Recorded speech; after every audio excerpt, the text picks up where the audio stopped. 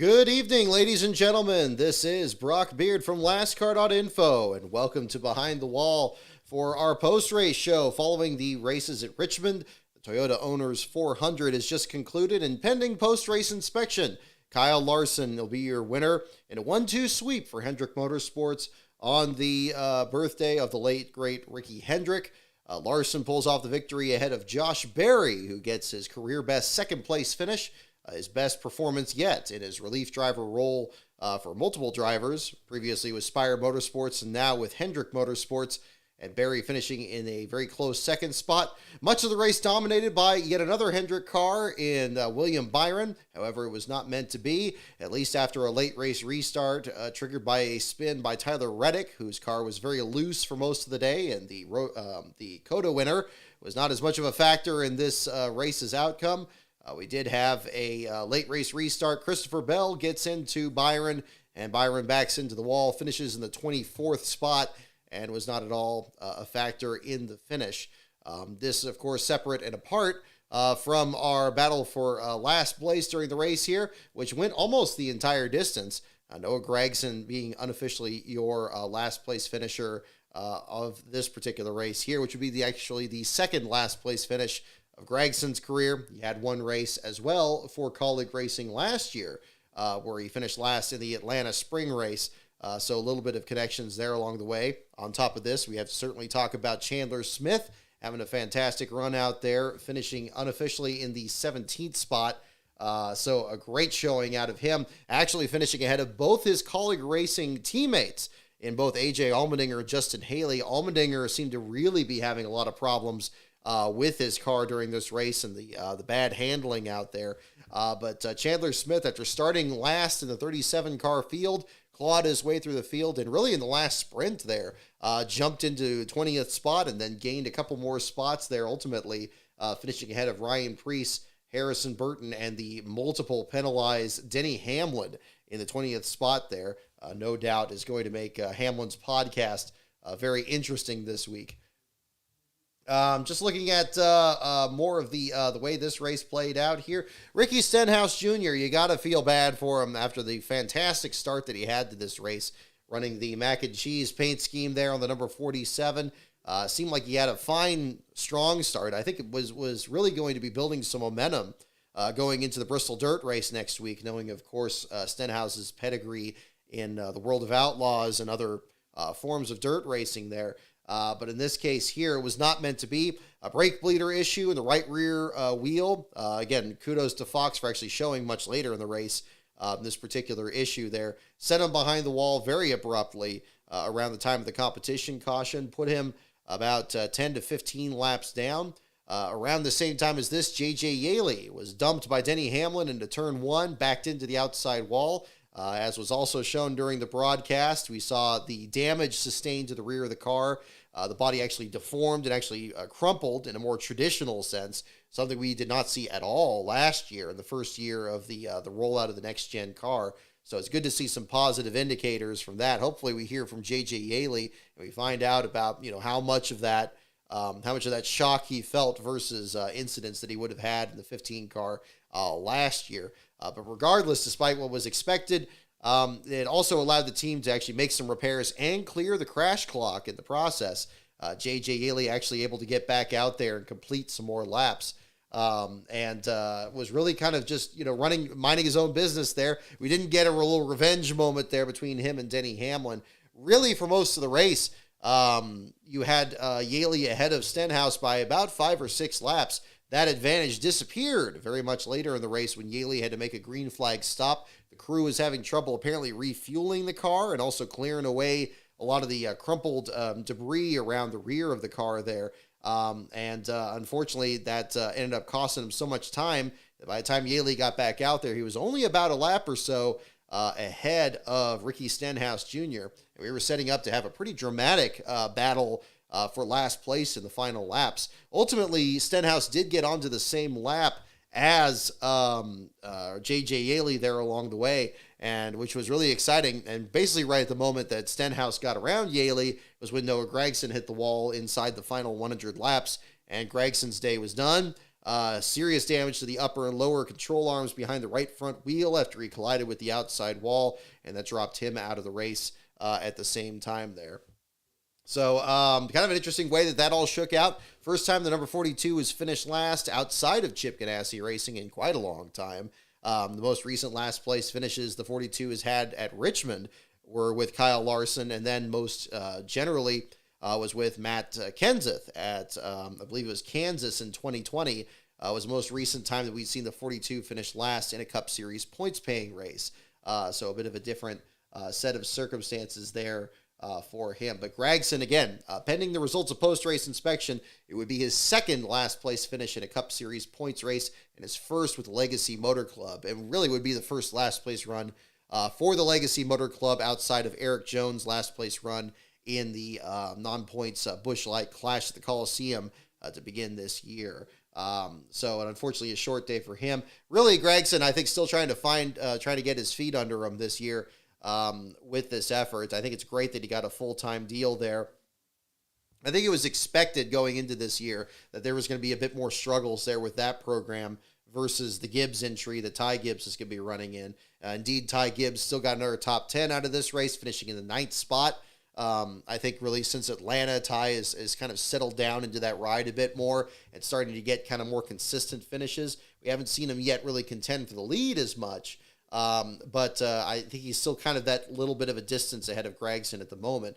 Hopefully the 42 team can kind of capitalize on some of the strong runs that drivers like Eric Jones have had back during the Petty GMS period of that team's career, and maybe that could really rub off on the 42 and they could get some good runs here too.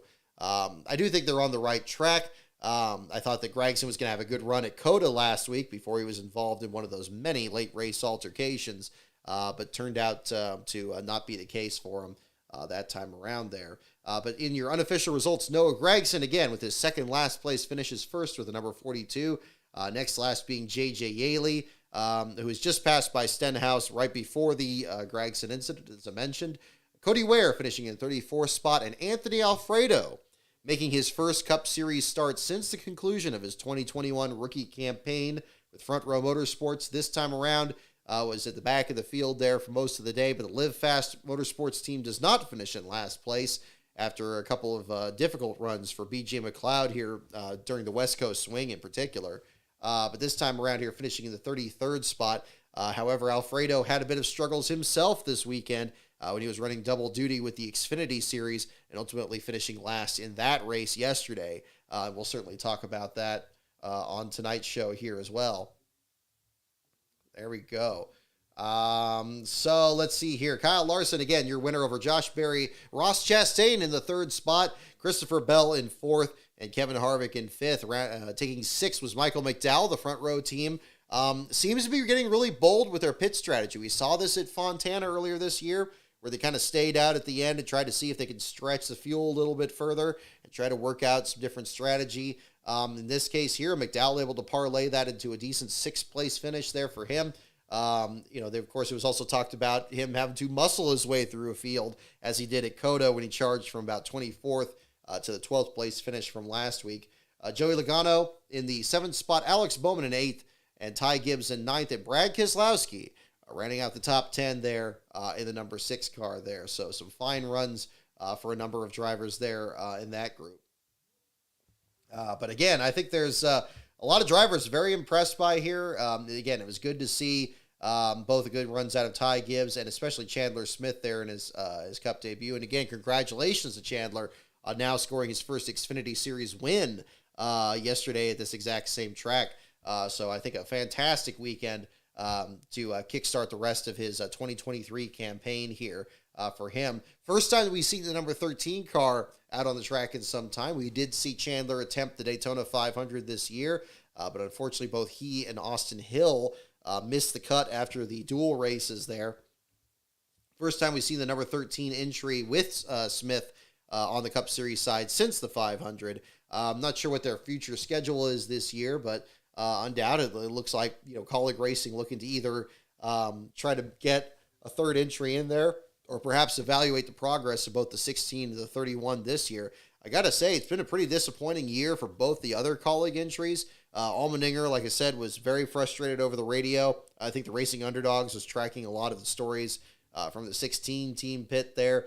Seemed like they were just really unhappy with how the car was handling. Allmendinger back in the 27th spot there. I'm starting to wonder if maybe just him sticking with just the road courses would be something more satisfying for him. Although, obviously, there's certain benefits to running the full-time season in that entry there.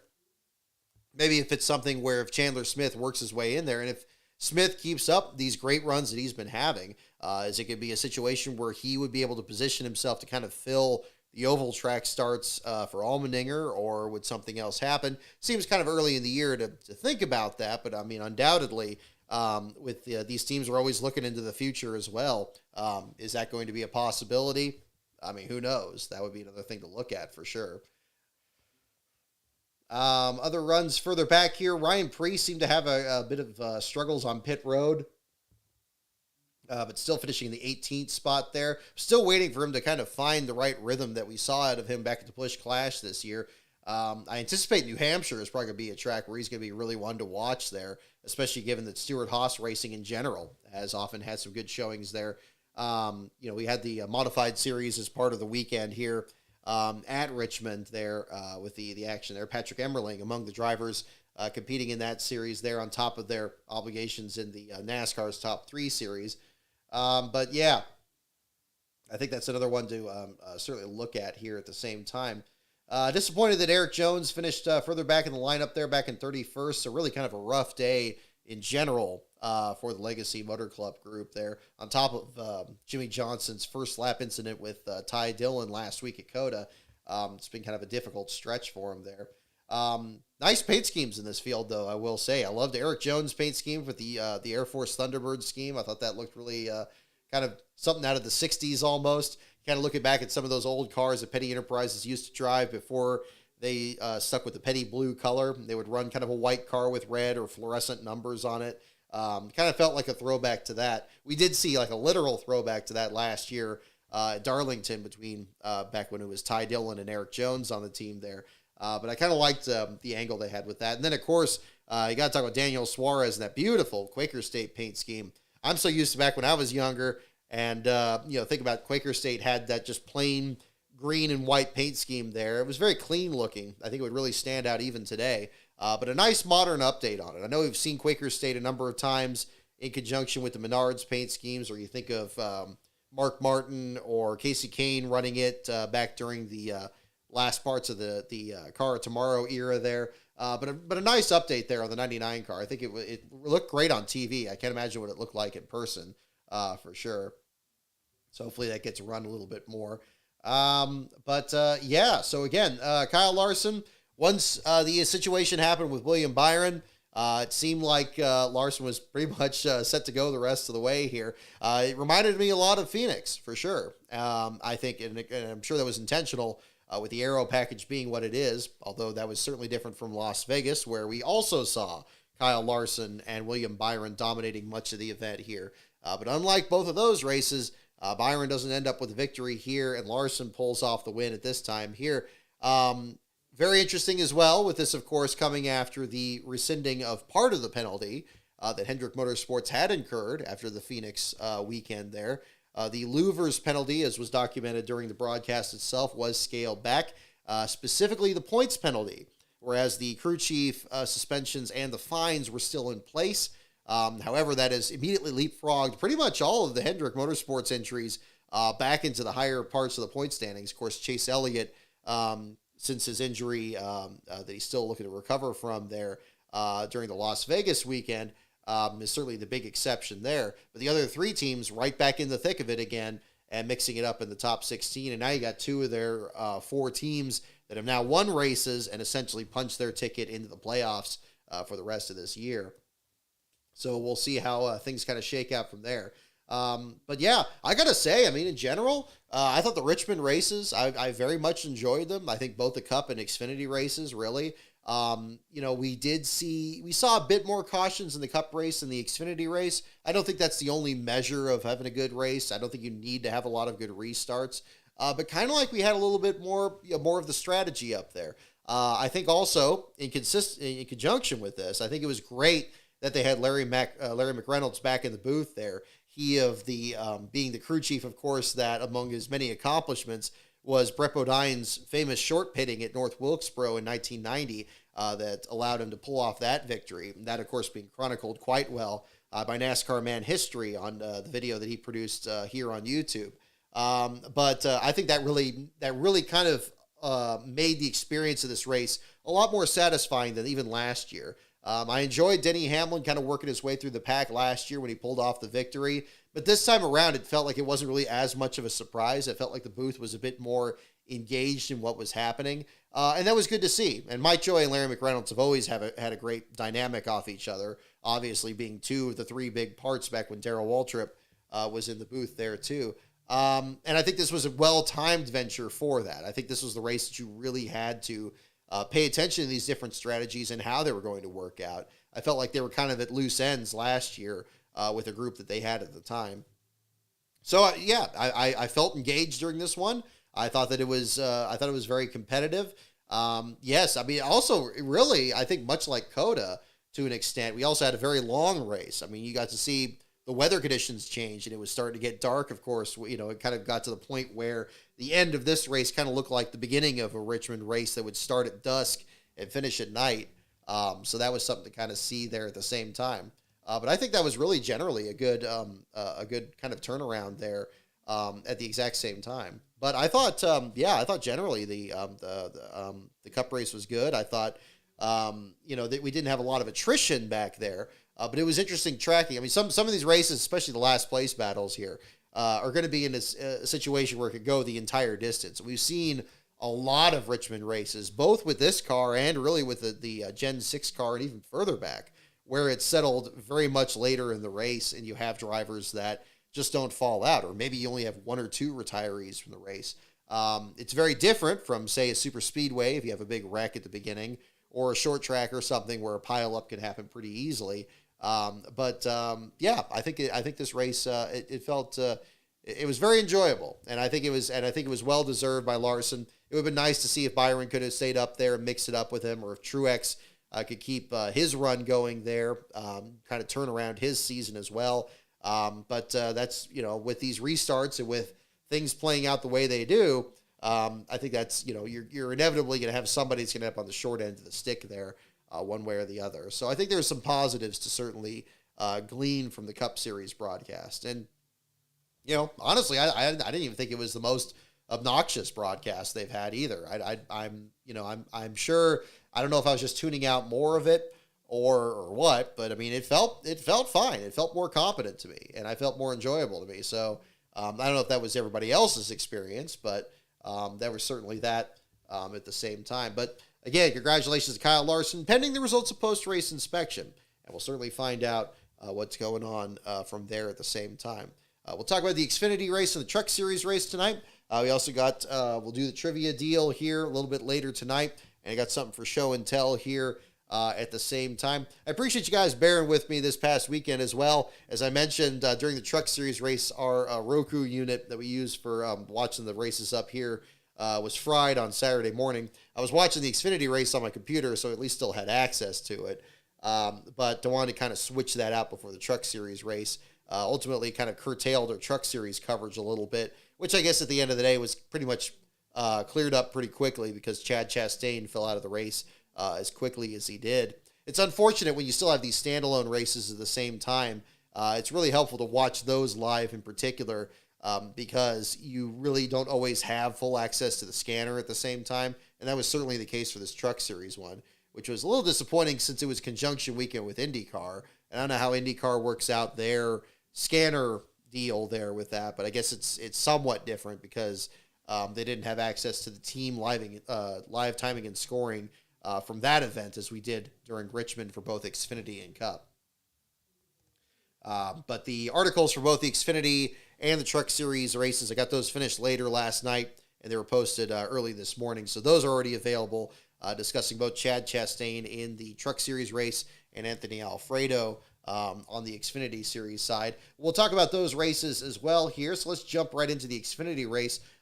Again, Saturday ended up being the big story, was first-time winners and really surprising performances by a number of different underdog drivers. I think that there was a lot of excitement to be gained from both of those. Chandler Smith came so close to pulling off his first Xfinity Series win just a couple weeks ago in Las Vegas. He comes back out here again, mentioning his double duty effort there with the Colleague Racing team and being able to make his Cup debut, knowing that all 37 entrants were going to start the race, even with practice and qualifying washed out earlier this weekend. Chandler comes into the race, leads 83 laps, has a late race charge through the field there, and pulls off the victory. So kudos to him. I know we all expected after Vegas, it was only a matter of time that he was going to pull off a win there. I think there's other drivers we've seen in the other series here that we could probably say the same thing about. But a fine showing out of him, and again, stamping his ticket for the playoffs and how much further he's going to get down the line there. It's going to be interesting, and it's nice to have that weight off your shoulders earlier in the season and really exceeding the expectations, I think. Given his, as well as he had performed in the Truck Series with Kyle Busch Motorsports. It's exciting to see, new talent kind of take root in Xfinity, especially against a driver like John Hunter Nemechek, who has been so good at Richmond and was putting Ty Gibbs to task last year. I think it was a fine showing out of that effort. Josh Berry, your runner-up finish today in the Cup Series race, finished third there. Kaz Grala tying his career-best fourth-place run there, and Cole Custer rounding out the top five. Your bottom finishers there, the last-place finishers of this race, very similar to the Cup Series race today. We had some drivers that were really struggling with early issues that they just couldn't escape. And I was discussing this with Lastbro during the race. I think it was a situation, I think Richmond is probably one of the worst tracks to have a bad day at. If your car isn't handling or it's damaged and you're just trying to get out of the way, I think it's right up there with, certainly the concrete tracks at Bristol and Dover, it's impossible. But in both those tracks, usually if you are that far off the pace, NASCAR is going to black flag you and take you out of the event. Norm Benning has been in situations like that multiple times at both those tracks. And when he's just trying to get up to speed and trying to get the best run that he can. And I know he can attest to that as well. But at Richmond, I think the minimum speed is either low enough or the damage is not effective enough that you can stay out there and have, really seriously damaged car like we saw with Yaley today in the Cup race and still finish well back in the order and finish well back off the pace there. But it's got to be just a misery out there. I feel terrible for Stenhouse and Yaley in today's race, that both of them had problems so early in the event, especially with Stenhouse for how good his car was at the very beginning of that race, and the results just aren't going to show that. But we saw that in the Xfinity race, especially with Joe Graf Jr. Graf is really trying to, I'm sure, make the most out of these few starts that he has with Joe Gibbs Racing. We haven't really seen much out of him over at Fontana in Las Vegas earlier this year. And then coming into Richmond, where Toyota has a big presence, sponsoring the Xfinity and the Cup Series race, the big inflatable Toyota logos on the backstretch and the long history of Joe Gibbs Racing in particular, kind of having this track be their own playground. Certainly Denny Hamlin has had more than his share of victories out here.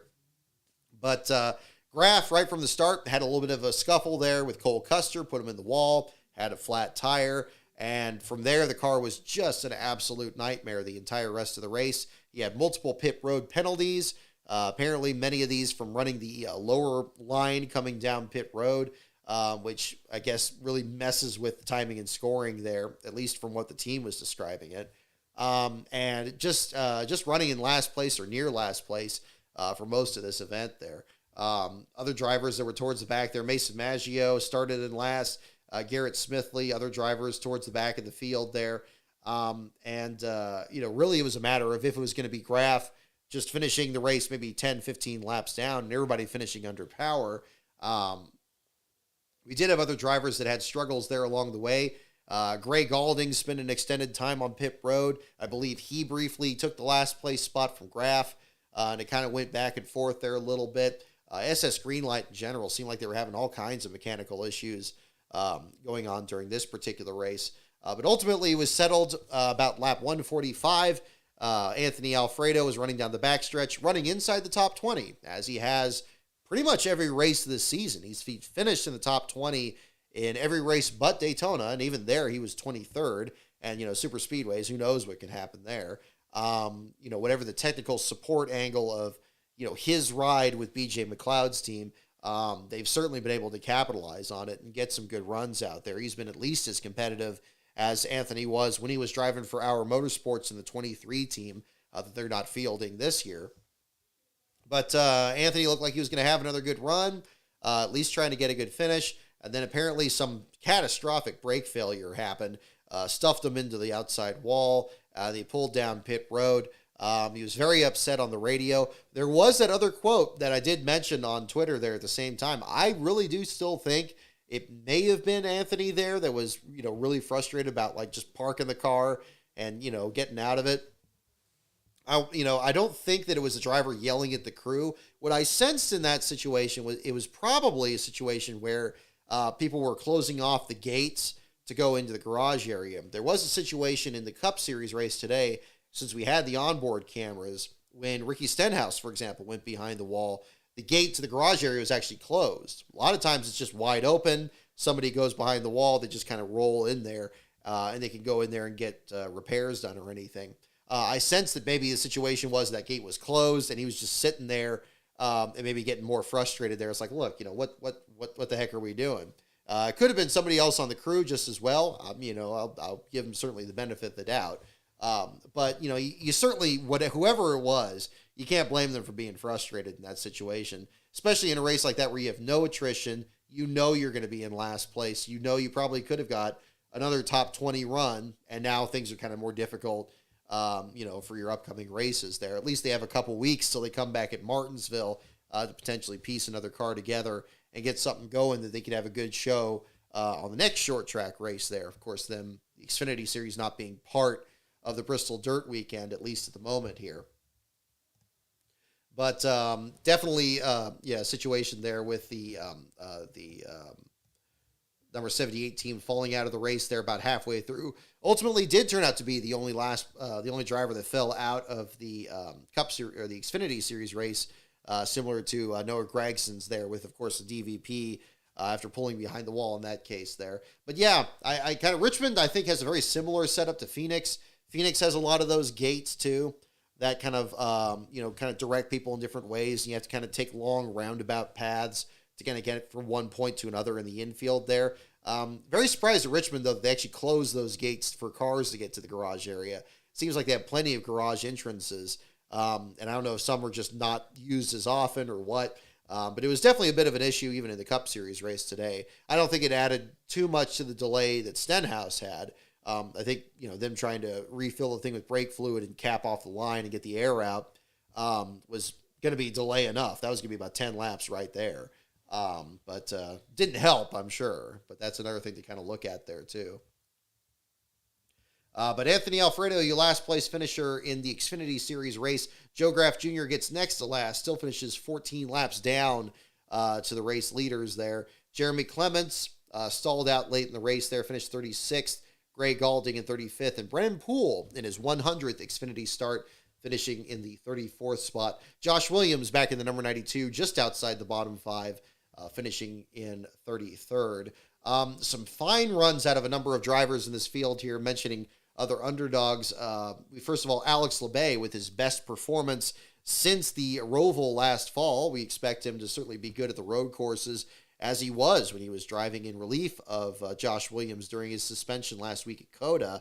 But Labbe, really, during the long green flag runs we had in this, we were able to really see some teams actually be able to capitalize on some strong runs from the beginning of the race. I think it was a fine showing out of Labbe. Another one that I really got to mention is Chris Hacker, the Hacker Man, as he has his name on the roof rail of the vehicles he's been driving lately. Works very hard to get opportunities in the Xfinity Series, working his way up from the Truck Series there. We've seen him working his way up the ranks here. He now gets his Xfinity Series debut, I believe, in this race with RSS Racing. Had a fine-looking car there. Much like Chandler Smith, got into the top 20 there late in the race and finished in the 14th spot. I think is a fantastic showing out of him. And a driver that maybe not everybody knows about here, but still just kind of starting to make a name for himself And certainly in a race like this, I mean, even better with it being a dash for cash race, so you don't have any of the Cup Series invaders in there, really allows some of these drivers to kind of show what they can do and how close they can be to the top teams and how competitive they can be. And ultimately have some races where if somebody is just solely looking at statistics, a 14th place finish in an Xfinity race is much more, impressive than, say, a 17th or 18th place finish where you have 3 or 4 Cup Series guys in there. They're going to be gobbling up spots at the top of the field. So fine showing out of Chris Hacker. Same thing with Ryan Ellis. I know it's been a little bit back and forth there. The Alpha Prime team, the number 43 effort, really trying to get all 3 of those programs together. We'd seen some good runs out of Jeffrey Earnhardt. The 45 team seems like it struggles a bit more, and they've been kind of trying some different things. But Ryan Ellis, the 15th place finish, good job by him. This is another track, I think, very similar to the, his Cup debut at Phoenix several years ago, and being able to get a good showing out there at Richmond, showing his prowess at these kind of flatter, tighter, kind of bull ring-like tracks. Hopefully we'll see more out of that at Martinsville in a couple weeks here, in the Alpha Prime effort in general. Jeffrey Earnhardt was actually battling right with him for a good portion of this race as well. Earnhardt fell back to about the 18th place at the finish of this, still ahead of Sammy Smith in the results, which is something given how well Smith was performing in the early part of this race here. But a fine showing out of him. Another driver that really showed a lot of heart, I would say, in this race was Ryan Sieg. He was very nearly competing for last place when he had a trail of some fluid coming out of the back of his car. They lost a lap in the process trying to fix it on pit road. Fortunately, they weren't black flagged, and fortunately, they didn't have to go behind the wall. He comes back into the race, gets back on the lead lap, and finishes in the 7th spot, which is his best finish, I believe, at both Richmond and his best finish of the year. So a fine showing out of the 39 team. I still think he's probably one of the best drivers out there, if not the best, that has not yet won an Xfinity Series race, certainly among the series regulars. You could argue others as well with Parker Kligerman and Sheldon Creed, I think, are right in that neighborhood, and certainly were in the finishing order as well, with them finishing 6th through 8th. But still, maybe one of these days, they just need to get a little bit more luck on their side, and things will turn around for them. Speaking of which, good run for Jeb Burton in the middle of all this, too, finishing 12th in the second Jordan Anderson entry. Again, given how many struggles Jeb had in the third Hour Motorsports car last year, I think any kind of top 15 run out of that team is any positive motivator there, especially finishing ahead of his teammate Parker Retzlaff, finishing in the 16th spot, who has just been churning out top 20s this year, other than the rough weekend that they had in Las Vegas there a few weeks ago. So a fine showing out of them.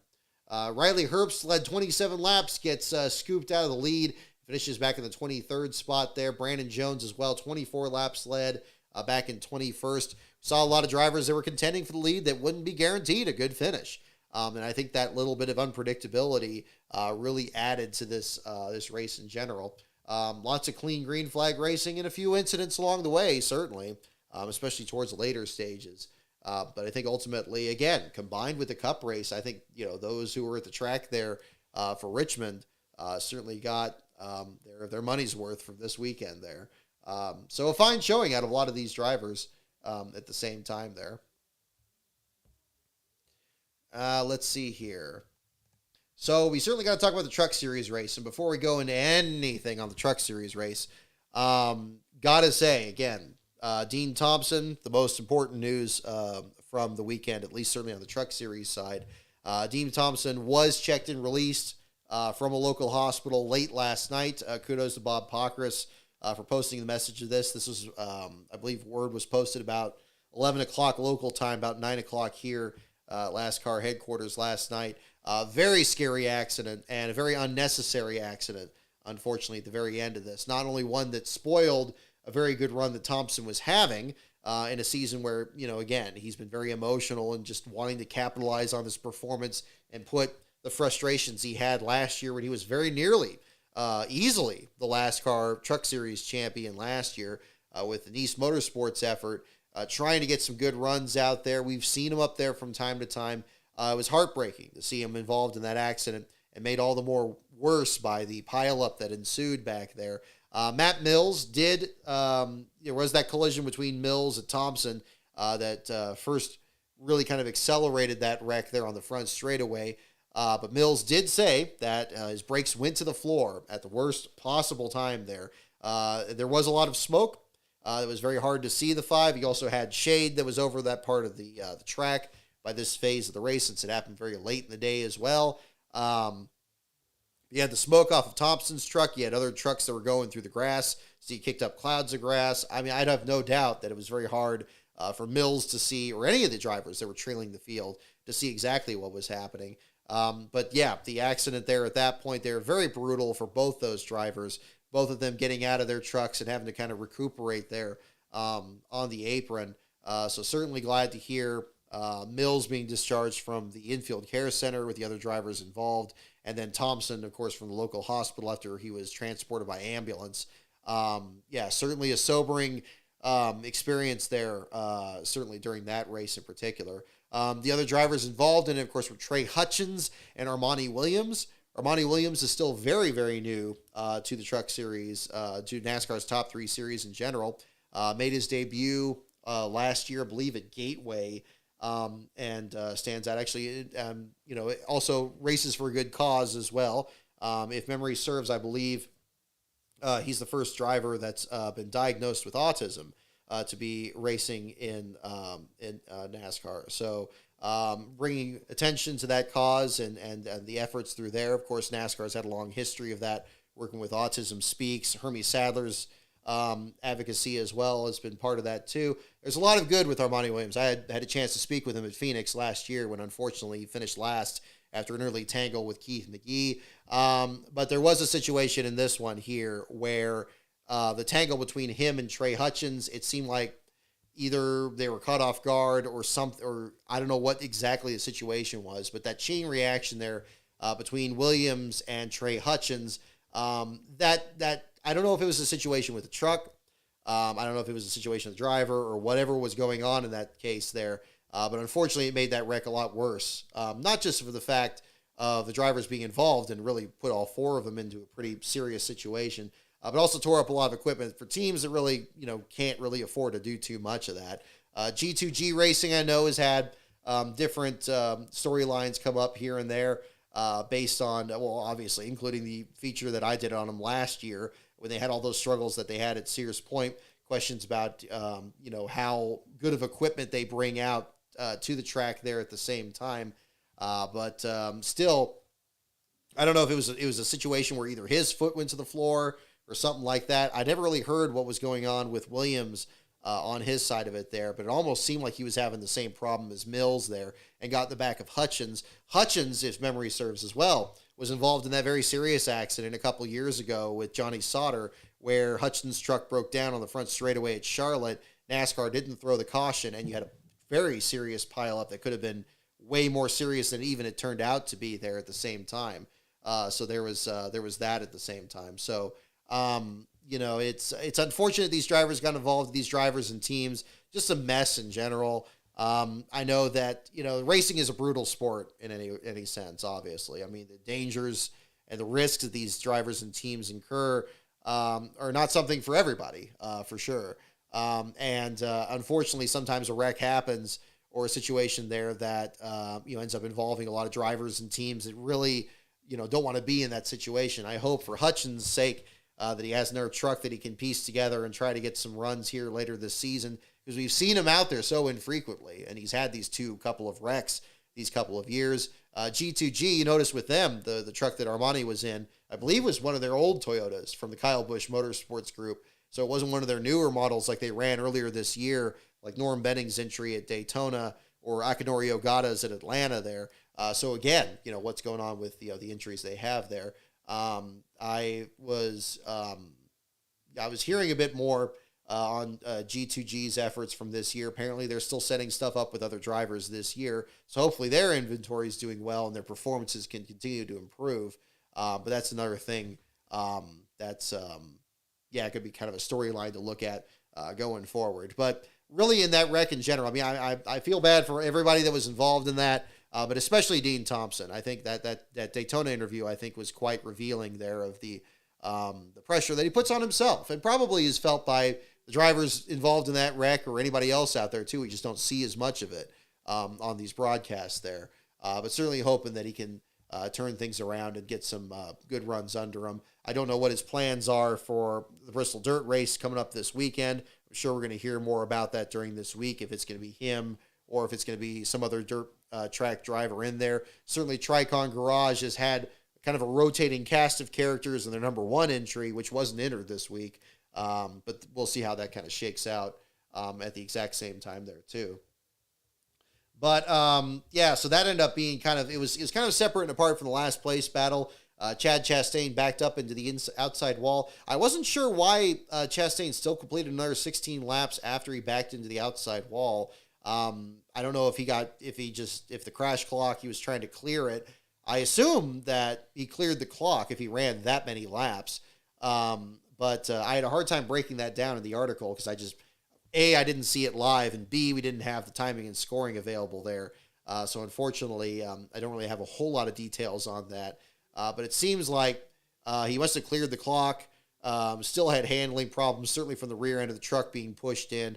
Big thanks to Steven Stump, who at front stretch, who got some great pictures of the drivers that fell out of the race and during the Truck Series race there, which I think was certainly a challenge since it was basically a standalone event during the IndyCar weekend. So any media presence there at all is certainly helpful.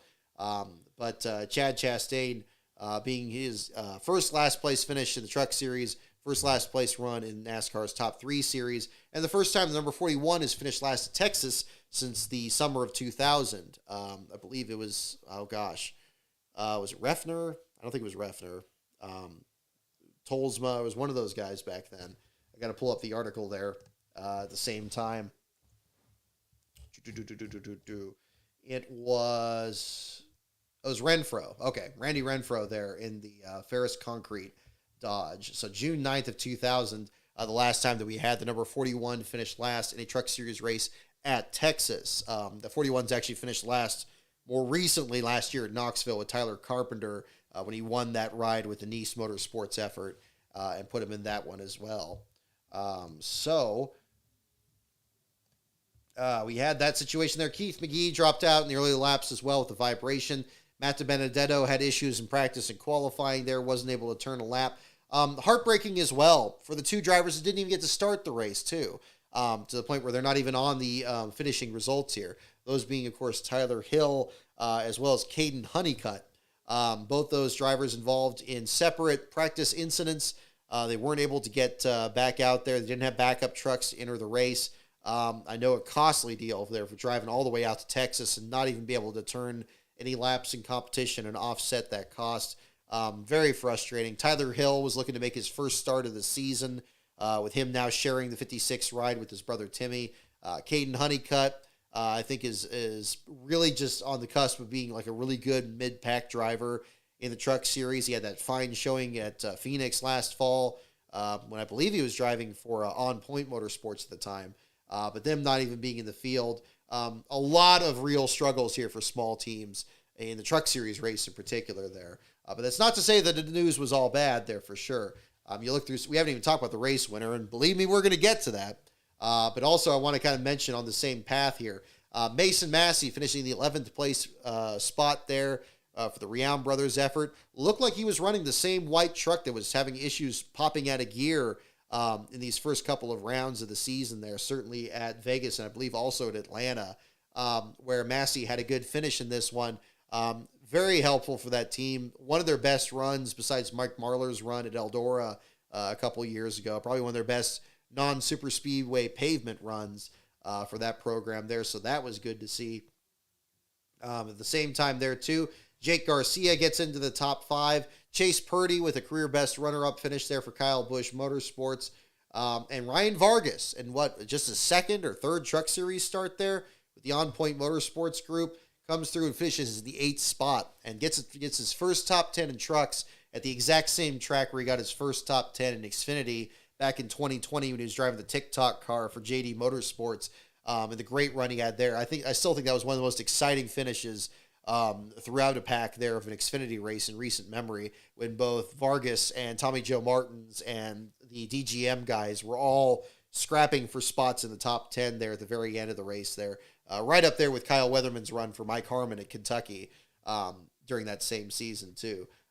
So kudos to all of them. I saw mentions in the chat there at the same time as well with Haley Deegan tying her career best finish there, finishing in 6th. I believe that was tied with her run at Talladega last year, if memory serves. So good run there out of the number 13 entry there over at ThorSport.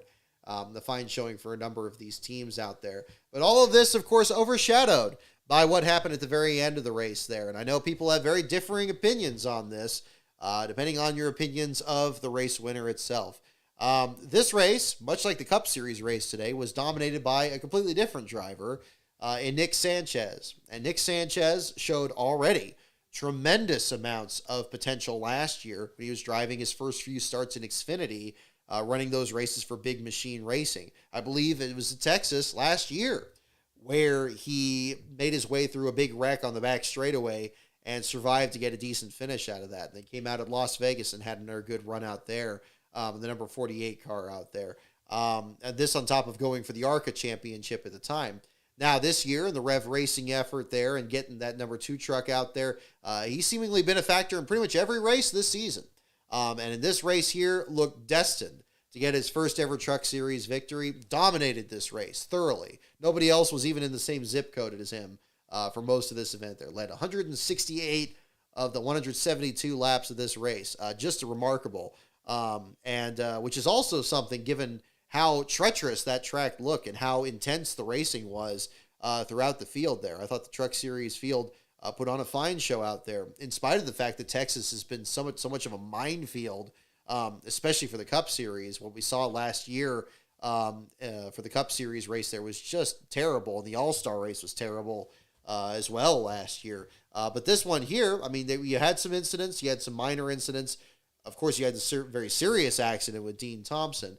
But in general, I thought, pretty competitive race there, all behind Nick Sanchez, just kind of cruising out there and looking to score his first victory.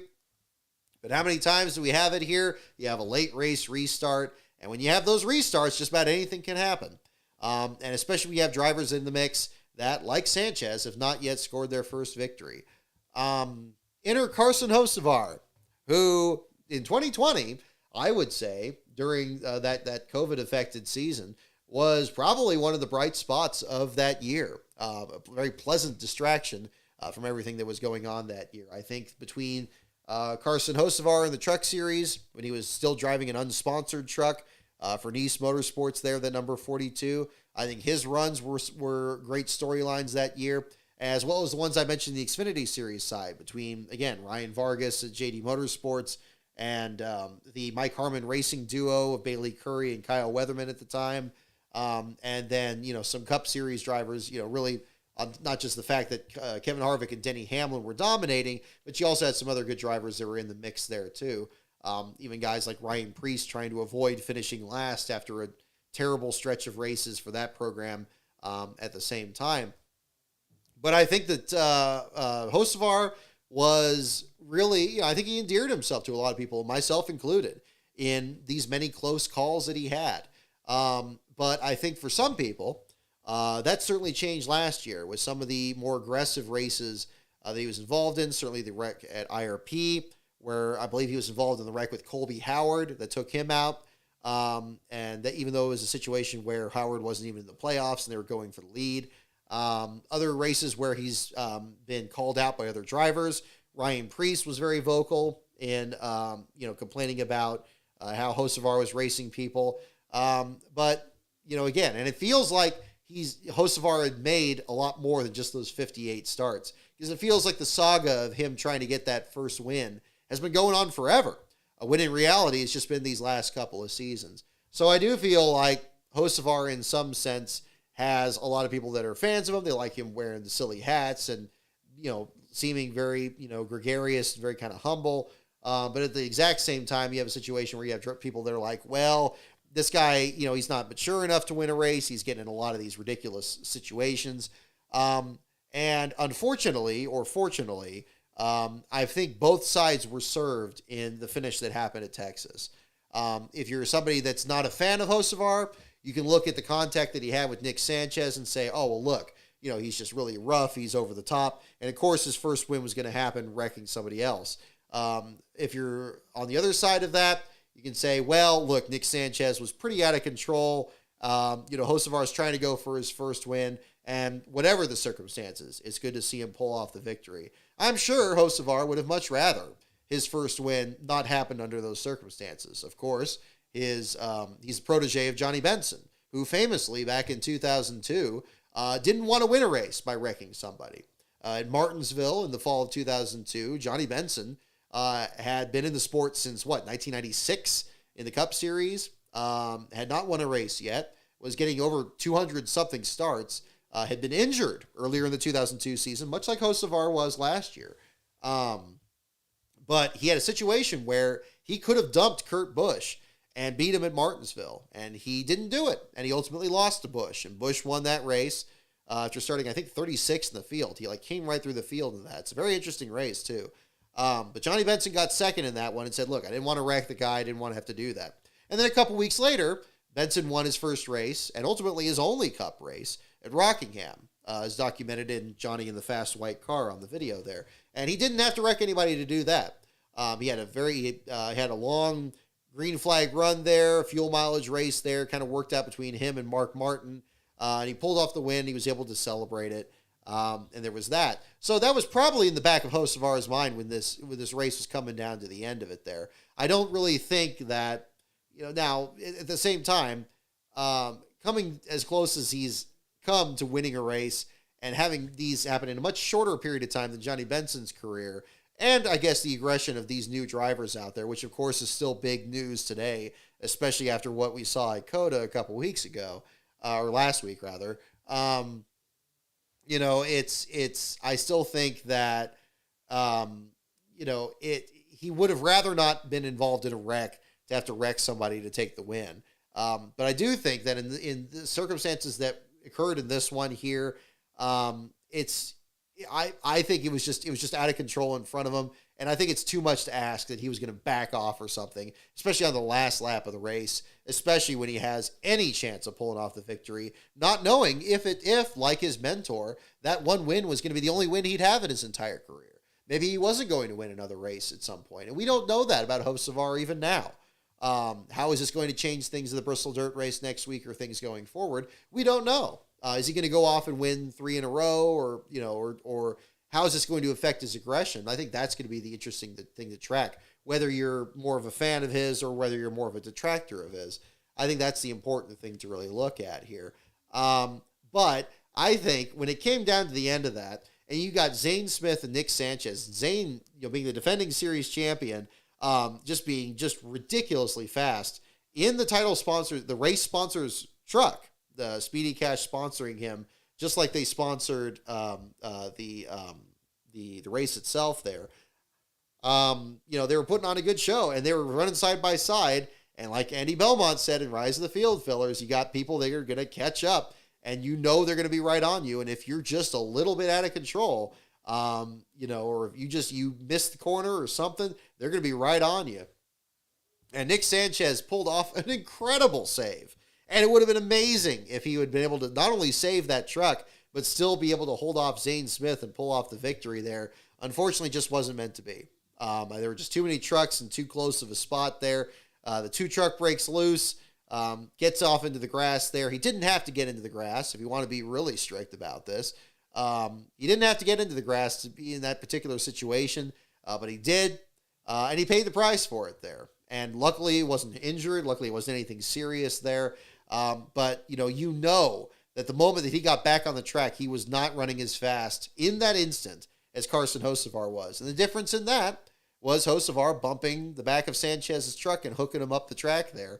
I'm sure Hocevar would have rather cut left and just avoided him altogether, and maybe the other two just kind of skate up the track out of the way and not be a factor at all. But in that instant, it's very easy to say that, sitting in our comfortable chairs here and talking about that. But I don't think there's anything more he could have done. I think it was just one of those situations where the opportunity was there. And he's just like, look, whatever's happening here, this guy's slowing up and he's backing up to me. I got to just get around him. I just got to get through it. If he slows down, he's going to be in the same wreck as those guys too. And you probably would have had a very similar kind of wreck there. I hate it for the teams, much like what I was talking about with the small teams involved in the Thompson wreck. A lot of the big teams that were involved in this one, between Christian Eckes, Zane Smith, and Nick Sanchez being involved in it, those trucks were obliterated. And it would have been much better if that didn't happen. But sometimes the race plays out that way. You certainly don't hope every one of them ends that way. But that's the situation there. So I have to say, given what Hocevar has already gone through in his career, given the injury that he came back from last year at Gateway, which I think a lot of people have kind of forgotten about, and winning the pole the very next week, we were covering him over at Sears Point that week, where he also wrecked the truck right after getting the pole. It's a tremendous story. And people may not be happy about how it happened, but I still think that shouldn't take away from the fact that it happened. Any more than Brad Keselowski sending Carl Edwards into the catch fence to win his first race. And look at the career that's followed after that. Now the guy's, part team owner.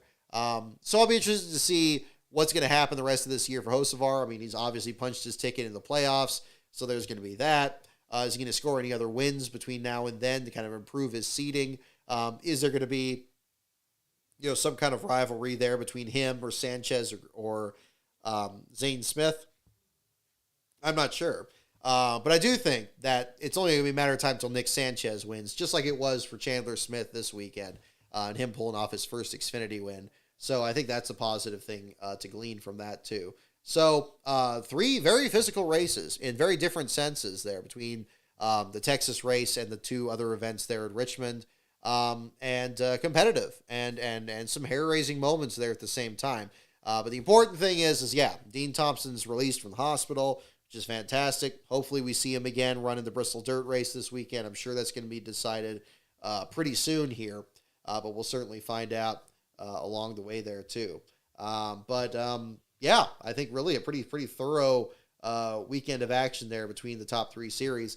I know Formula One and IndyCar had their own bit of drama here at the same time. I only watched a little bit of the IndyCar race, and I just saw the green-white checker attempt in Formula One there was just a complete mess. So I think that was a little bit of redeeming of perhaps what was happening at COTA last week.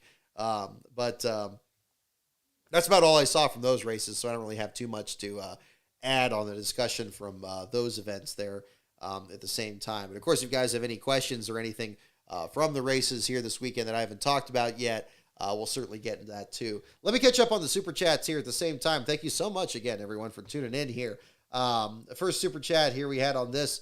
Thank you, Nicholas Gray. It's great seeing drivers like Josh Berry working his way up the ladder to where he is now after seeing so many come up and buying their way in. Absolutely. I think any success that Josh Berry accomplishes is a success towards much more grassroots drivers. And I'm sure that's what Dale Jr. was hoping for when he found Josh and gave him that opportunity in the late model and then ultimately in the Xfinity series there.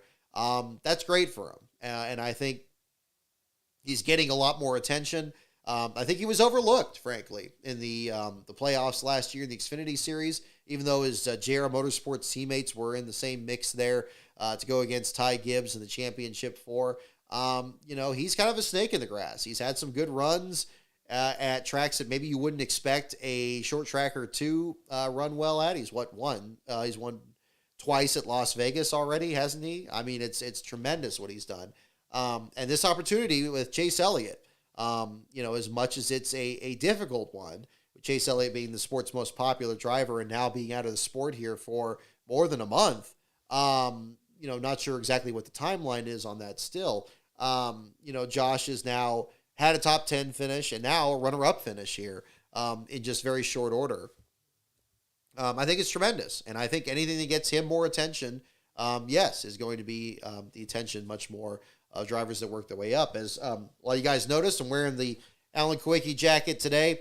A couple of somber anniversaries here this weekend. Again, Mike Joy mentioning during the broadcast this would have been the late Ricky Hendrick's birthday, so perhaps appropriate, certainly with Kyle Larson winning in the paint scheme that he ran in the Truck Series in the early 2000s, as well as some in the Busch Series. And then Alan Kulwicki, the 1992 Winston Cup champion, died 30 years ago on Saturday April 1st, 1993, in a private plane crash on the way to Bristol, where he was the defending winner of the Food City 500, as well as being, of course, defending series champion. Hard to believe it's been 30 years. I got to say, I can still remember being upstairs in my parents' house when I saw the news report there, and the flames coming from the side of a hill on a cold evening there in Tennessee. Seeing the reports there from that. Was a driver I hadn't followed that much at the time. I was much more familiar with Davey Allison and his near win of the championship that year. And of course, it wasn't too much longer that we lost him in the helicopter accident that July. It was good to see a lot of tributes online to Alan this past week here, talking about his career and kind of course, remembering that tremendous championship battle there between himself and Bill Elliott and Davey Allison in what was Richard Petty's last race there and Jeff Gordon's first. And a driver very much like a Josh Berry, who, worked his way up from short tracks and tried to kind of make his way out there. With Berry, of course, getting the support of Dale Jr. was so much more necessary in today's NASCAR, where just having skill alone, unfortunately, hasn't been enough for a lot of drivers. There's probably a driver out there right now that is running at some local short track somewhere, well off the beaten path that none of us have heard about, that it would probably put to task a lot of drivers that either, came up into NASCAR other ways, whether they bought a ride or had a big sponsor or something else. And it's sad to realize. And hopefully Josh Berry's example is something that can be used to kind of really inspire people to try to find other drivers out there, which I do think seems to be at least Dale Jr.'s intent there with the support that he's had of Berry and his career to this point. So there's that as well. So thank you for the super chat there on that for sure, Nicholas. Beast of Metal, thank you for your super chat as well. The Louvre's penalty itself is a pile of garbage, as I've said in the past, but so is the NMPA's decision. If anything, it reinforces how inconsequential these penalties are, unless you have no money. It's kind of interesting to think about where, the crew chief suspensions and the monetary fines are, treated like, well, it's a slap on the wrist there. It's the points are the ways to really make the penalties hurt. And I'm sure NASCAR was intending to do that. Obviously, and again, a lot of these discussions that have come up since the repealing or the partial repeal, not complete repeal of these penalties has come up, has been, I'm sure NASCAR wanted those penalties still there. And of course, that was the thing. This repeals panel isn't NASCAR. It's not NASCAR going back on themselves. They're in a situation there where, it gets presented to this, 3-person independent panel, and they decide on their own if that's going to be, a fitting penalty or not. Now, maybe, it would have been interesting if they would have said, well, okay, maybe this is a 25-point penalty or a 50-point penalty. I don't know if they have that option. It would be interesting to find out. Or it's a situation kind of like when we had jury duty a couple weeks ago. Is it just a yes or a no? Is it a 1 or a 0? Is it 100 points okay, or is 100 points not okay? And then that's it. And then, I guess there's no way that they can reinstitute a penalty at that point. Did NASCAR go too far in dropping the hammer on this? I'm not sure if they did, because we saw a very serious penalty last year over tape, of all things. Just tape on the nose of Kyle Busch and Denny Hamlin's cars that ultimately, at least according to the team, wasn't going to really make any difference in the performance of those cars. But NASCAR told them not to mess with it. And I guess under the precedent of that very serious penalty they threw at Carl Long a couple of years ago with the sealer and the nose of that Supra that Timmy Hill drove at Daytona, which itself was a pretty heavy penalty. I guess they wanted to make an example out of him. And certainly with Hendrick Motorsports being as big of a program they've had and had as strong of a start of the season as they've had, they had to make it hurt. I don't know what else is going to happen from here. If it was just as simple as Chad Knaus expressed, they just couldn't close the hood and a change had to be made and they grabbed one off the shelf and they had to fashion it to get it fit in there. If that was ultimately persuasive in the ruling that happened, then okay. But what does that mean further down the line? Is it going to be the same situation for these other teams? I don't know. I don't know, but that'll be another thing to look at, certainly for sure. Bowser Jr. XD, thank you for your super chat as well. Definitely one of the better Richmond races. I'd agree. I think right there with the ones from last year. I think last year's races, we were getting there. I think the next gen car was kind of in the right position to put on a better show at Richmond. And then hopefully that would ultimately translate to a track like Phoenix, where we saw this aero package debut. But I thought this was an enjoyable Richmond race. Was it the same thing as when the track was sealed and you had cars spinning out and kicking up yellow clouds of smoke because all the sealer was burning off? If you haven't seen it, NASCAR Man put together a great thread on Twitter a couple days ago. I believe I retweeted it on, I think it was like Thursday or Friday, showing some of those crazy moments back when the track had this kind of glossy sheen on it. And it really kind of developed a two-groove racetrack with some competitive races and really dramatic late race moments where cars were just like hanging on out there and trying to have trying to just keep from spinning out. I think we saw a little bit of that in this race. I think that still lives on to an extent today. We certainly saw drivers like Ricky Stenhouse and Tyler Reddick really struggle with this track later in the race there. Perhaps not to the extent of the late 90s, early 2000s race. But again, I think it's heading towards the right solution. I think this is one of those tracks that NASCAR was particularly concerned at in terms of the quality of the racing. Certainly Phoenix, for it being their championship, they want to have great racing there. And then other tracks like your Dover and Pocono, Michigan, tracks that usually have long green flag runs and maybe less passes for the lead.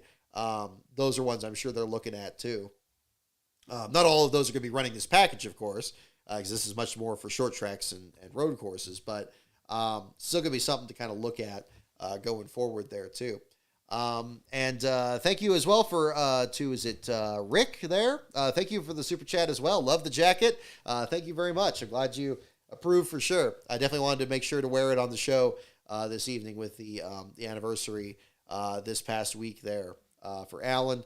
Definitely another figure in the sport. I know that another figure in the sport really that I don't think it's possible to overstate what he accomplished in his career. And I know I feel biased in saying that, going for more underdog drivers and kind of outlandish paths that some drivers find their way into the sport. But I do think that not enough can be said about that 92 season and the effort that Alan put forward there.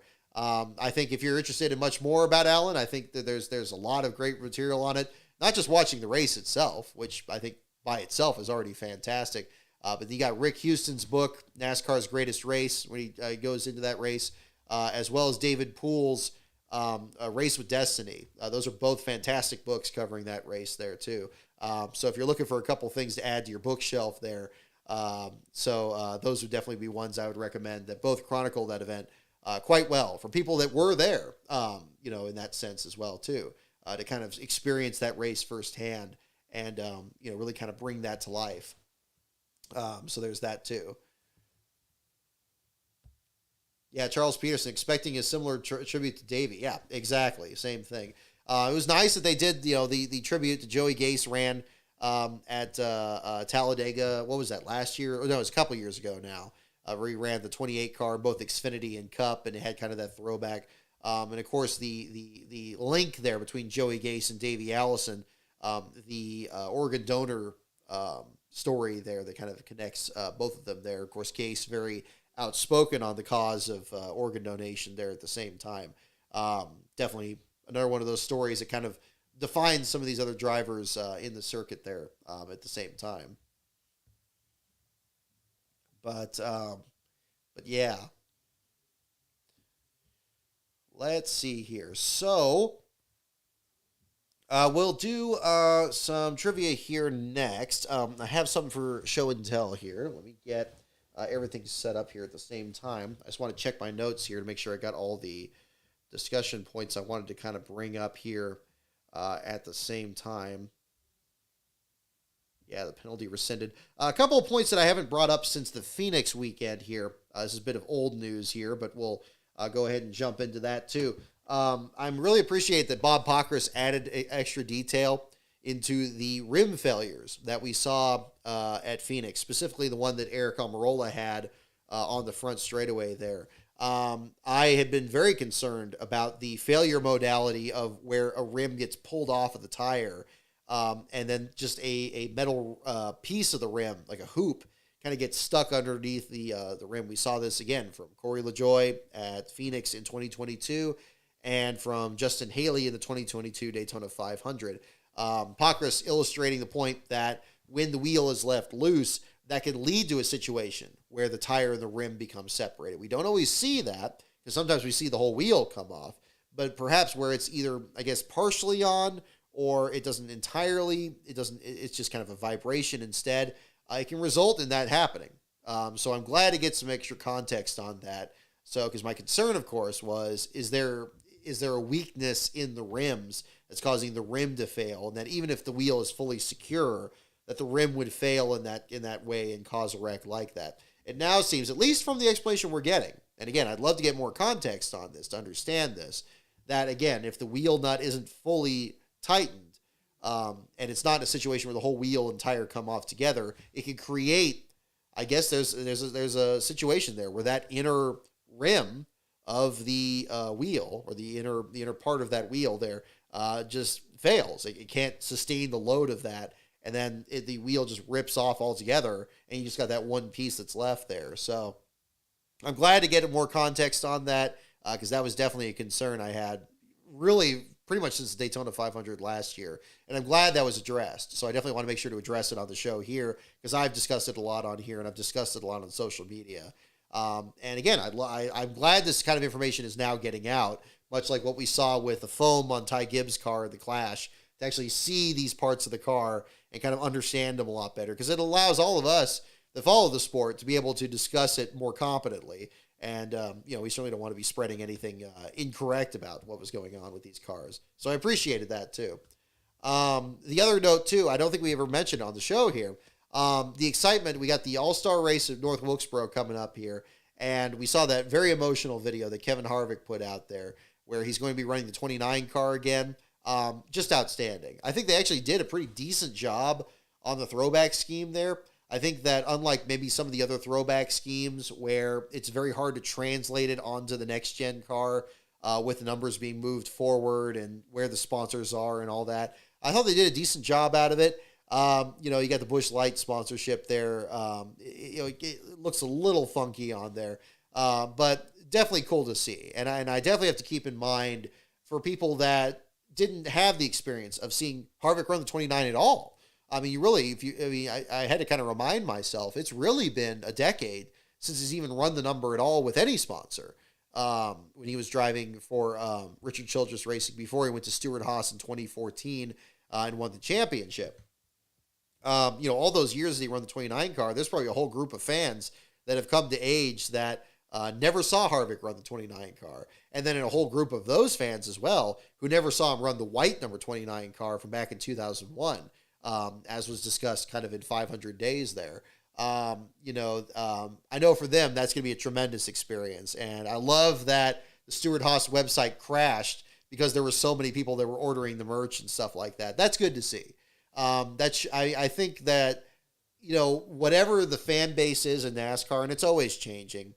You got people that are aging out. It trends older, but then there's a lot of younger fans as well too, that I think were just as much a part of that are passionate about the sports history, and they want to, they're like, they've heard about this, maybe not from firsthand. Maybe it wasn't an experience that they had in their own lives, but it's something that they've been curious about. And I think that was good to see. And so that was good. So I'm glad that there's been so much of a positive response to that. And that's going to be very cool. I'm getting serious FOMO from not being at Wilkesboro for that event, but I think it's going to be a tremendous show. And I'm very excited about that. And somebody's got to finish last in it too. So we're going to talk about that for sure. And we'll be right here at Last Car headquarters covering that and following and bring up some North Wilkesboro stats that weekend. So that'll be certainly exciting at the same point too. So that's coming up here in just a few weeks for sure. I saw some questions in here earlier about 500 days, and I think that's a good segue to kind of talk about other projects that I'm working on here. It's been a very productive couple of weeks in terms of content. I've been posting a couple of updates in the Patreon to kind of clear up what I've been working on here. 500 Days is one of the things I'm working on at the moment. I have the next 2 episodes. I'd love to get those scripts done at the same time and get those recorded and get those set up as soon as possible. I'd love to get them up here in the next month or so here. It's kind of my goal. So that's kind of been the focus. The Vegas script is pretty much done. I need to kind of get that one done. And then the Atlanta race, which is the one after that, it'll be the next one I'll be working on. So that'll be the kind of the next writing project that I've been working on at the same time here too. In the meantime, I also recorded a script just last night for a short commentary video. So I hope to have that on the YouTube channel very soon. Those of you, again, in the $5 and up levels of the Patreon, which again is patreon.com/lastcaronbrock. Those of you will have first access to that video before it gets posted. I may not wait a whole week on this one, and maybe just a few days, because I want it to kind of still be, it's on kind of a timely subject, and I want to kind of stay within that time frame. So we'll see how that shakes out. But we'll get that up there pretty soon. Got another driver profile script that the rough draft of that is done. So I'm looking to get that ready. That one's going to actually be on Trevor Boyes, who we lost this past winter. So a profile on him. I want to get that one done. And I've got field fillers is going to be a bit further down the line after all this gets completed. And of course, that's going to be on Mach 1 Incorporated, featuring Larry Gunselman. And actually, I've just been getting another batch of pictures from our friend Brian Hallman to get those posted, get those included in the video too. So I think that's going to be a very good episode as we get back to field filler episodes that are going to be focusing on an individual team from the 2004 season. And that's going to be coming up here very soon too. So we'll have that.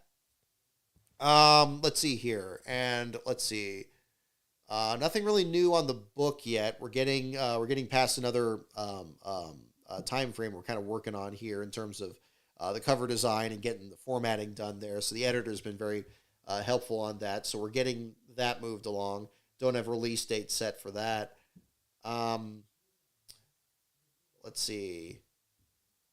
Yeah, 500 Days is kind of the big one. Oh, the Bob Schacht video. Big thanks to you guys for supporting that video as well. I wanted to experiment with kind of some more short form content, and I found the way to kind of narrow it down is to kind of focus on an individual race rather than the entire driver's career. It kind of turned into a snapshot of his career as well, but since his Cup Series portion of his schedule of his career is much more brief versus his ARCA portion, I kind of condensed it down a bit more. I hope you guys enjoyed that one too. I think the 92 Daytona 500 is one of those races that just kind of shows up a lot in a lot of the videos I've featured. We talked about Mike Potter before. We talked about Eddie Belmont. And, talked about really in general just the short fields that we had in 92 that led to a lot of the field fillers out there. Bob Schacht was certainly a big part of that. So again, big thanks to Brian Hallman for the pictures he provided on that from his collection. I think that made that, that really helped the visual aspect of that one, especially if you have a subject like that where you don't have a lot of footage to work with or a lot of interviews.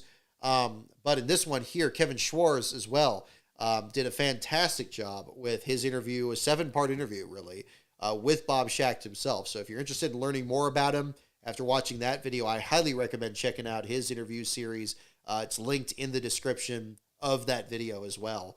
Yeah, just looking to just get some more content out there and kind of keep things going. We're past the 18,000 subscriber mark on YouTube, so big thanks to you guys for your support on that. We're shooting for 25,000. I think we can get there. I don't like pushing that a whole lot, but I think I've tried doing it without it, and it's moving at a good pace. But we'll just try to see how far we can get and see what happens here. But I'm very happy with the progress of the channel, and I just got to produce more content. That's the biggest thing. And so I'm kind of working on that. So I think once we get there, it'll help the algorithm and it'll improve the odds of things like that. But I do have a lot of content that's coming together for the channel. I'm very excited about that. I also have something for members of the Patreon. Keep an eye on your mailboxes pretty soon. I have something that I'm going to be sending out here. So those of you who have your mailing addresses in the Patreon, definitely keep an eye out here in the next couple of weeks. And if you're in the Patreon and you haven't had your mailing address on there, definitely check that. Definitely consider checking that out if you're comfortable with it. I definitely understand for people who aren't with everything. But yeah, I am going to be sending out something. I do like to send out things in the mail here and there, and I'm preparing another thing for that here very soon. So stay tuned on that. And again, that's patreon.com/LastCarOnBrock. You can join for as little as $1 a month on that. Levels up to $10 a month on that. You have advanced access to videos that I produce, advanced access to videos that NASCAR Man produces, as well as bonus content that I'm also working on to add to that at the same time. So yeah, I think it's gonna be an exciting year for that. We're getting ready for Sears Point coming up. That'll be our next rental car magnet, which has everybody's name on it there for the Patreon. We got a lot of new people that are going to be on board for that. We had another new member join here a few days ago. So we'll get that all set up here very soon. And that's going to be our next planned coverage. We were looking into adding another race here this spring. I couldn't make that work out with my vacation hours of work. So we're pretty much going to stick to the schedule that we have at the moment here with Sears Point in June and then doing Phoenix in November. We will have other correspondents at the track, though, this year. I've been talking with both William Saki and Ben Schneider, who are other staff writers on the site. And we're working on getting them out to cover some races as well. So you'll be getting some other last place coverage from both of them. And so big thanks to the both of them for their hard work. And we'll get some more coverage for you guys in those areas as well. So that's kind of where we are with all of that. So yeah, I think that's most of it. Yeah, I think that's most of the news on that one. So a lot of things we're working on there. And again, the Patreon is another good place where if you're looking for updates on projects I'm working on, I usually post them there first before anything gets posted on social media. So that's definitely a place to check out at the same time there. So we'll jump into our trivia segment and we'll do show and tell here as we wrap up the show here for this evening. So again, we're going to do the late 90s deal here. We'll see if we get some Alan Kowicki questions on this one tonight. We might, you never know. But before we, of course, do that, we'll have you guys pick which category you'd like. The categories, once again, are NASCAR, pits, teams, tracks, drivers, and the wild card. Once again, those categories are NASCAR, pits, teams, tracks, drivers, and the wild card. Those are the ones to look for. Oh, thank you, Death Killer. It's very nice of you to say. Being able to find a good place in life, being able to keep the whole NASCAR thing going is inspiration for real. Hey, I appreciate that. It's, I think that's the challenging thing. Everybody is just, you try to find the right work-life balance. Believe me, I'm still trying to find it myself, much as I was when I was doing the starting grids every week too. So, but we're getting there. So I think we're getting to the right point though too. Also, Death Killer, to bring it up at the same time, he also mentioned the Keyboard Warriors quote from Mike Joy. And I know we talked about it a little bit on Patreon, but I'll kind of mention it here too, because I don't think I talked about it that much at Phoenix a couple weeks ago. Again, I didn't really think too much of it. I didn't really notice it the first time, when Mike Joy was saying it. And I don't like being a person that kind of goes like, ooh, this person said this and all that. I think when I believe Mike Joy at his word when he said that he was talking much more about people that were being particularly aggressive on social media, and people that were being more persistently negative on things, and I'm sure he hears no shortage of it. I'm sure his Twitter feed on any average day has probably gotten the same traffic, and people handle it in different ways. Kyle Petty handles it a very direct way in a lot of his responses on social media. Mark Martin, I think, is very much the same way too, and I get that. But yeah, I didn't take anything personal. I think the keyboard warrior thing. I think there's could be a debate about if it's a pejorative that implies to just anybody that comments on social media or anybody that's on the internet versus a subset of it. Again, and it's hard to be completely objective on that because again, I'm a big Mike Joy supporter. I think he's a tremendous student of the sport. I think he's easily the best broadcaster we still have. I'm not going to chase the man around for what he says at one time in one broadcast, but really no buts to that. That's it. So I don't think there's been much more to it really these last couple of weeks. And I do think there's some times where social media gets out of control and it gets crazy and it's too much of it. And there's times where in my own social media, maybe it goes too negative. And I understand that. So, I think you talk about striking a balance. That's kind of the big part of it there too. But that's about all I have to say on that, really. I think it's really not, to me, it's not a big thing. And that's coming from somebody that's terminally online like I am. Like, I mean, again, we do the YouTube channel, we got the website, we got the Twitter. I'm just as much of a keyboard warrior as anybody else. So, from the broadest possible definition there, but that's all I really had to say on that for sure. As we got some other context, we got two for NASCAR, two for Wild Card. Okay, yeah, I'll let it sit here for a bit. Let some more people kind of vote in as to which category. I'll read them off again here for anybody that's just tuning in. NASCAR, pits, teams, tracks, drivers, and the Wild Card. So those are the categories.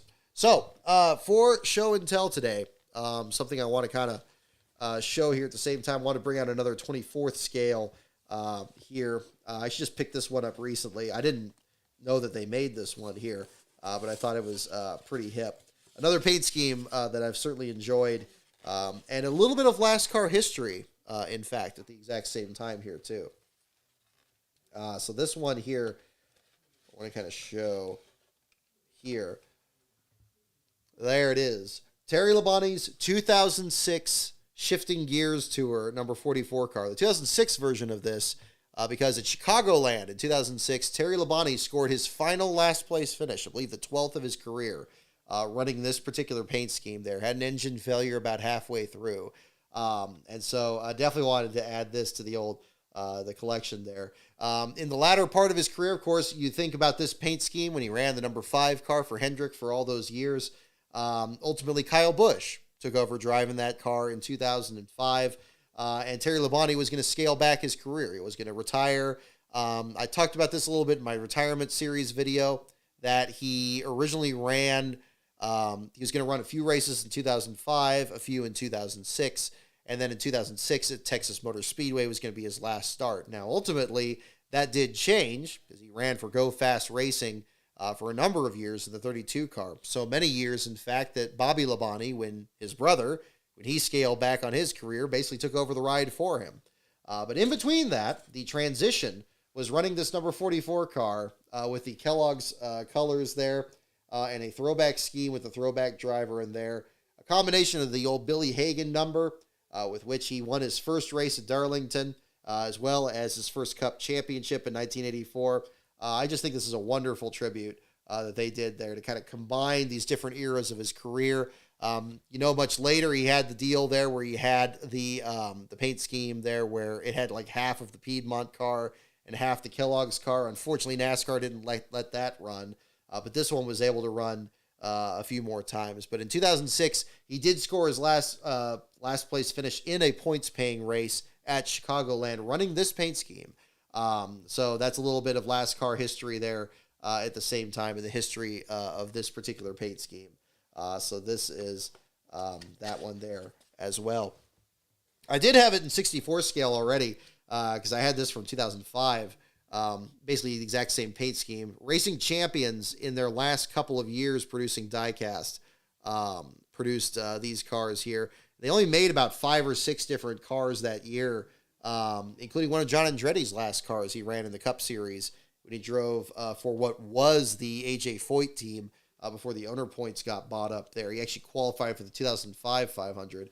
But again, a wonderful paint scheme, and I think the way they produced it in diecast back then, they did a fine job on that too. But I figured I'd bring this out there also with Texas Motor Speedway this weekend and the site of what was going to be his last Cup Series start, running at his home track there.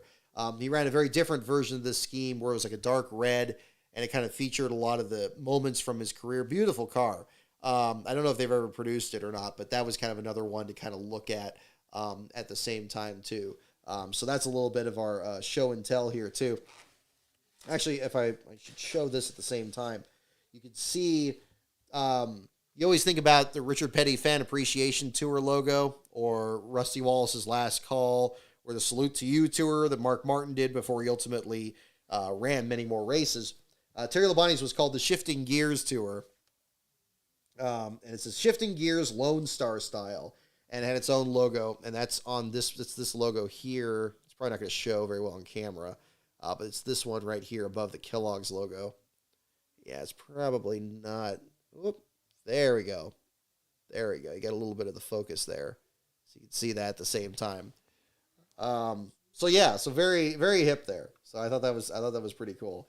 And actually that same year, he made some other starts with Hall of Fame Racing, which was also based in Texas. He had been part of the effort to kind of get that team up in owners' points so they wouldn't fail to qualify for races. And Terry Labonte nearly won at Sears Point. Was stretching his fuel mileage. He kind of had a little bit of strategy that worked out the road course there. Nearly pulled off the victory before Jeff Gordon and Ryan Newman got by towards the end.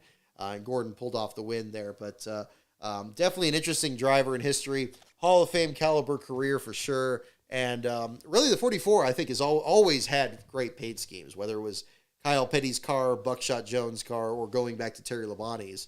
I think it's always been an interesting number. That's why I was so happy when Jonathan Cohen picked it with his team, because a lot of the paint schemes that he had at the Team Extreme effort just looked really good too. So that was definitely another one to look at. Let's see, category on trivia. Death Killer with the terrible broadcast reference there too, yeah. Alrighty, wild card. Where are we with the categories here? They did make a diecast of the Texas car. Okay, cool.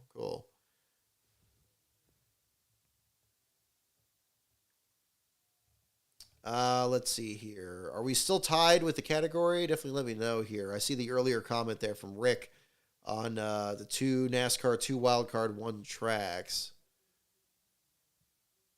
4 wildcard, 3 NASCAR, 1 track. Okay, thank you, Rick. Is it Rick or Eric? I see the interesting character choice there in the name. We'll do some wildcard questions here, and we'll see what we get. Alrighty, here we go. First question, folks. This is on another track that's coming up here. What did Clay Earls hire Bill France Sr. to do at Martinsville in 1950?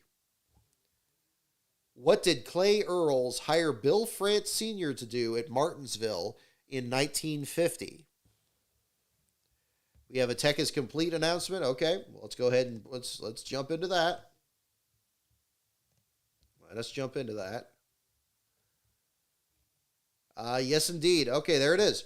Bob Pocker has posted this 5 minutes ago. Tech Complete in the Cup Garage. No issues. Larson is the winner. Byron and Bowman cars to R&D. Very interesting. 2 of the 4 Hendrick cars are going to R&D, but not Josh Berry's car. It's going to be Byron's car that was involved in that wreck, and Bowman's car as well are going to go to R&D. So that'll be interesting. Kind of interesting timing after the conclusion of that appeal.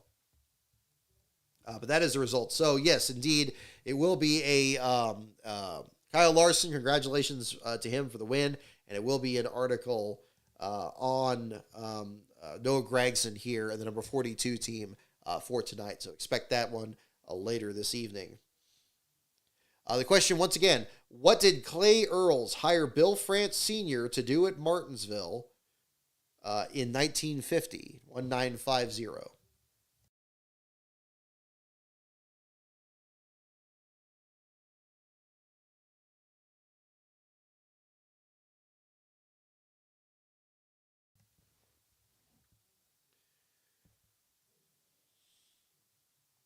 Alrighty. Let's see. Sell tickets, promote, flag waiver, churn the dirt. So yeah, there you go. Yeah, it was be a time when the track was still dirt. Cook hot dogs, sell newspapers. Yeah, several questions. What did Clay Earls hire Bill France Sr. to do at Martinsville in 1950? Alrighty, here we go. The answer: park cars. Oh, there it is. Park cars is the correct answer. He was hired to park cars. He wasn't just to sanction the event and hold a strictly stock race at his track. He was hired to park cars by Clay Earls. I don't think anybody got that one. It's Eric. Okay, right on. Thanks, Eric.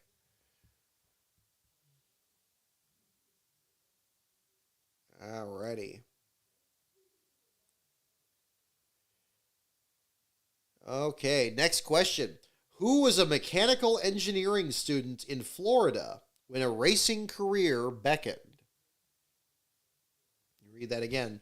Who was a mechanical engineering student in Florida when a racing career beckoned? Now, keep in mind, this is a late 90s deal here, so it might not be who you would immediately think of for this answer. Who was a mechanical engineering student in Florida when a racing career beckoned? Founder of NASCAR is a starting Parker, too. Exactly. There you go. Turbo 14, way to go, Josh, today. Absolutely. Way to go, Josh Berry. Fantastic. Got to have one of my JR Motorsports shirt on underneath. I got the Sam Mayer one on here, but same deal there for there. By the way, JR Motorsports really stepped up their graphic design on these. These are fantastic. Who is a mechanical engineering student in Florida when a racing career beckoned? All right, we got guesses for Ron Bouchard, Smokey Unick, Janet Guthrie, Patty Moise, Bobby Allison. You read it one more time here. Who was a mechanical engineering student in Florida when a racing career beckoned?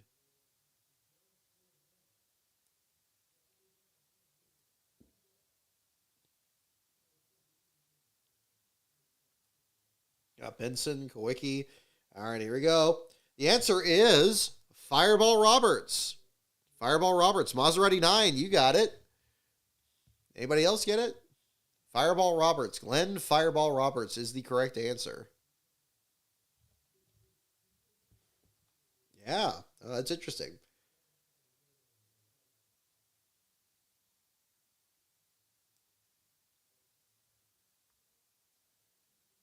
Alrighty. Next question. Who won 48 NASCAR Winston Cup races in his brief 6-year career as a driver?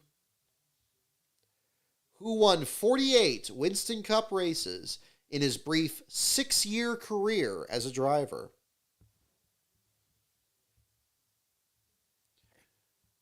Yeah, Fireball Roberts was, it was a guy for sure, Eric. Although, yeah, if you hear, Fireball Roberts by itself, I guess you could think it could be anybody.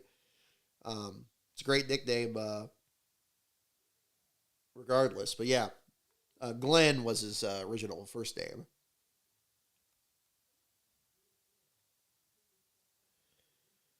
Who won 48 NASCAR Winston Cup races in his brief 6-year career as a driver? We got Ned Jarrett, Curtis Turner, Fred Lorenzen, Herb Thomas. We got a lot of guesses here. I'll let a few more of these filter in here.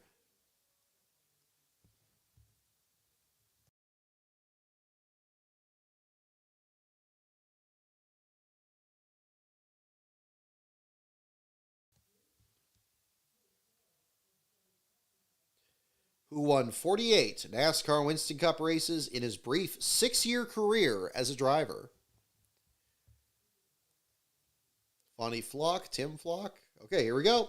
Let's get the answer. Who won 48 NASCAR Winston Cup races in his brief 6-year career as a driver? The answer is Herb Thomas. A few of you got that. Herb Thomas, indeed.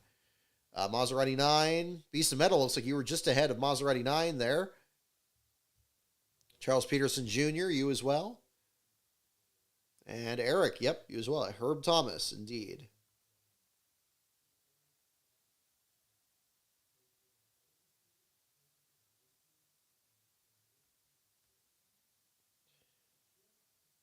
Let's see. Alrighty. Here's another one. How many drivers had more NASCAR Winston Cup wins than Bobby Allison through 1997? Let me read that again. How many drivers had more NASCAR Winston Cup wins than Bobby Allison through 1997? Really specific.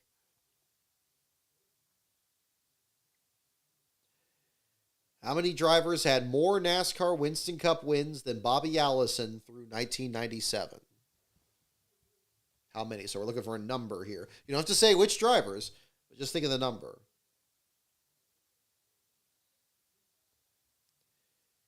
How many drivers had more NASCAR Winston Cup wins than Bobby Allison through 1997?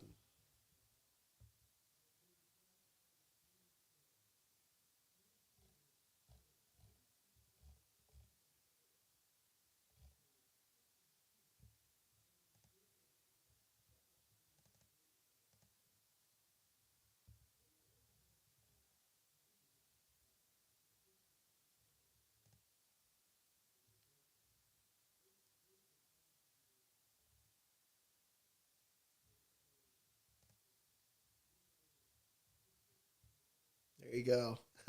Jason Toth posting the picture for the stream there with the Terry Labonte diecast. There you go.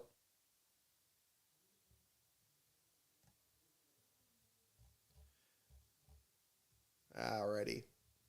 Oh yeah, I love the discussion there when Yaley got turned by Denny Hamlin. That Hamlin and Yaley's pit stalls were right next to each other, and that Yaley's crew was basically telling him, forget about him. Don't just have him stop short in the stall and block the 11 stall. So that's they did do that.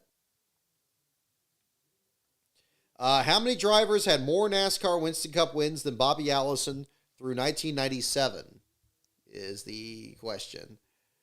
Alrighty, and the answer is 2. 2 indeed. 611 Hornet. Oh, nope. Visa Metal, I think you were the first one on that one again. Yeah, Beast of Metal, 611 Hornet, Kids Car Crazy, Eric, Turbo 14, Death Killer. A lot of you got that one. There you go. 2 is indeed the correct answer. So, yeah, it must have been, Richard Petty and David Pearson.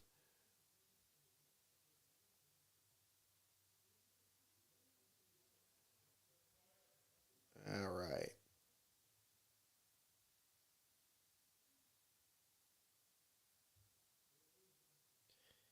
Okay, so we'll do one more question here tonight, folks, and we'll wrap up for this evening. Last question for the evening, folks. Here we go. What driver had 17 career wins on the Craftsman Truck Series through 1997? What driver had 17 career wins on the NASCAR Craftsman Truck Series through 1997? Truck Series question.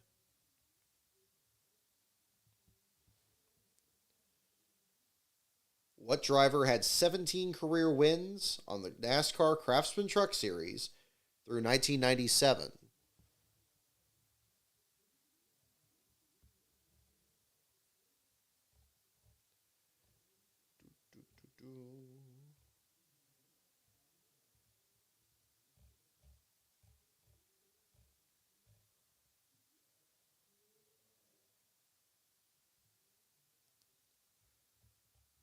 Alrighty.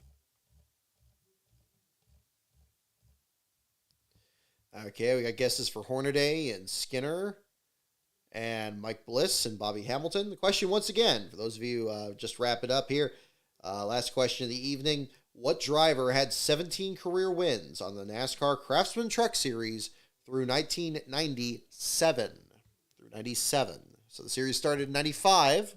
So you got a little extra detail there. So through those first 3 seasons, what driver had 17 career wins on the NASCAR Craftsman Truck Series through 1997?